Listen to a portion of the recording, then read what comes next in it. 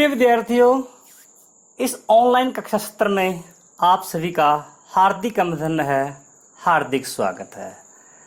आज हम पढ़ेंगे कक्षा 10वीं की पाठ्य पुस्तक क्षितिज भाग 2 में संकलित देव द्वारा रचित कविता। आइए कविता देखते हैं। फटिक शिलानी सो सुधरो सुधा मंदिर, उद्दी दधी को सो अधिकाई उमगे अमंद। फटिक का अर्थ है स्फटिक। स्फटिक क्या है? स्फटिक एक क्वार्टज है, यह एक खनिज है, यह रेत एवं ग्रेनाइट का मुख्य घटक है। यह साधारणतः रंगहीन, पारदर्शी और कठोर होता है। चित्र में जो स्फटिक है वो दिखाया गया है। शिलानी शिलाएं, सुधरो बना हुआ है, सुधा अमृत, उद्दी सागर, दधी दही, अधिकाई अधिकता, उमगे उमड़ रही है, अमंद अमंद यानी के मंद नहीं होना, नहीं रुकना।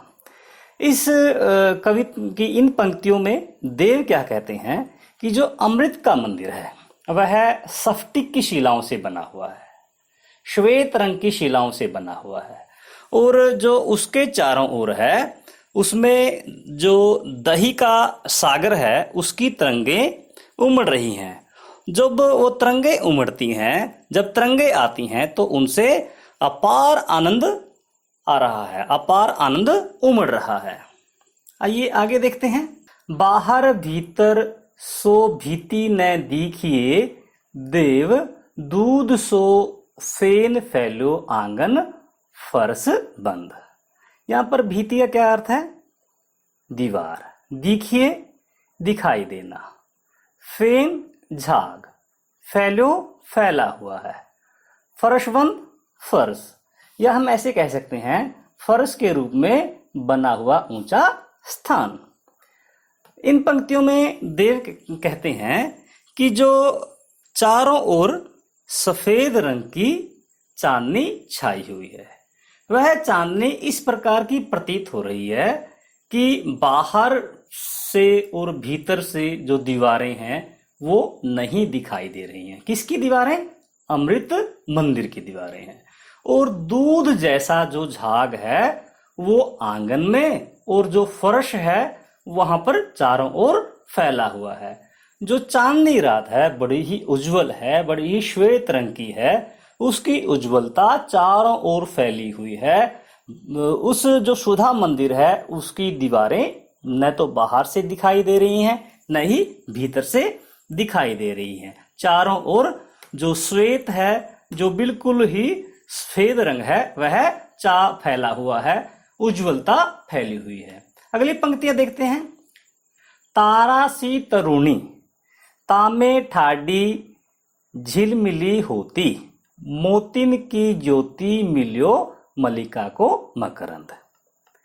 तरुणी युवती, तामे उसमें, ठाडी खड़ी है, झिलमिली झिलमिलाना चमकना, मोतिन मोतियों की, ज्योति प्रकाश, मिलियो मिला हुआ है, मलिका एक प्रकार का सफेद रंग का फूल आप देख रहे हैं, मकरंद परागकण।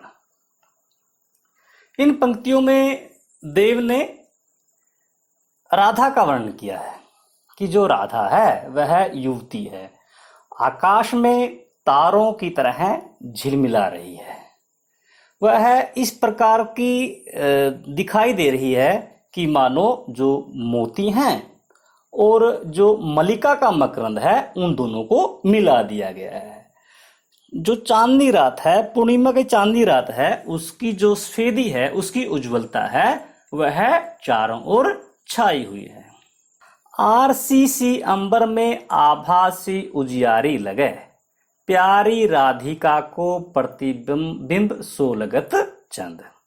आरसी दर्पण, अंबर आकाश, आभा चमक, उजियारी उज्जवल, प्रतिबिंब परछाई या उसकी छवि। इन पंक्तियों में देव क्या कहते हैं कि जो राधा है उसका जो रूप है वह ऐसा प्रतीत हो रहा है कि मानो वह जो आईने जैसा, दर्पण जैसा साफ स्वच्छ आकाश है उसके सामने खड़ी हो। और राधा का जो गोरा रंग है ऐसा फैला हुआ है कि इसी के कारण जो चंद्रमा है वह राधा का प्रतिबिंब दिखाई देता है। अक्सर जो उपमा है वह इस प्रकार से दी जाती है कि चांद सा मुखड़ा, परंतु यहाँ पर देव क्या कहते हैं कि जो चंद्रमा है वह राधा की परछाई लग रहा है, यानी जो चंद्रमा है उससे ज्यादा सुंदर राधा का मुख है, राधा उससे ज्यादा सुंदर है। इस जो कवित है उस कवित में देव ने किस प्रकार से जो चांदनी है उसकी आभा है, उसकी कांति है, उसकी उज्ज्वलता है, उसका जो श्वेत रंग है उसकी किस प्रकार से वर्णन किया है। जो चांदनी रात की सुंदरता है वह स्फटिक शिलाओं से बने हुए अमृत के मंदिर के समान है। जो अमृत का मंदिर है वह श्वेत रंग की स्फटिक शिलाओं से बना हुआ है। देव कहते हैं कि दही का जो समुद्र है उसके अंदर जो तरंगे उत्पन्न होती हुई दिखाई दे रही हैं, जो श्वेत रंग की तरंगे हैं, उस प्रकार चांदनी दिखाई दे रही है। दूध की जो झाग है वो चारों ओर फैली हुई है, उस दूध की झाग से जो दीवारें हैं वो नहीं दिखाई दे रही हैं, यानी कि उसकी अपार सुंदरता का वर्णन किया गया है। सारा आकाश जो पूर्णिमा की आभा है उससे जगमगा रहा है।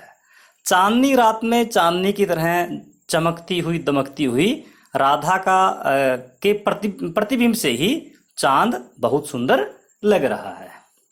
आइए अब हम इसके काव्य सौंदर्य की बात करते हैं।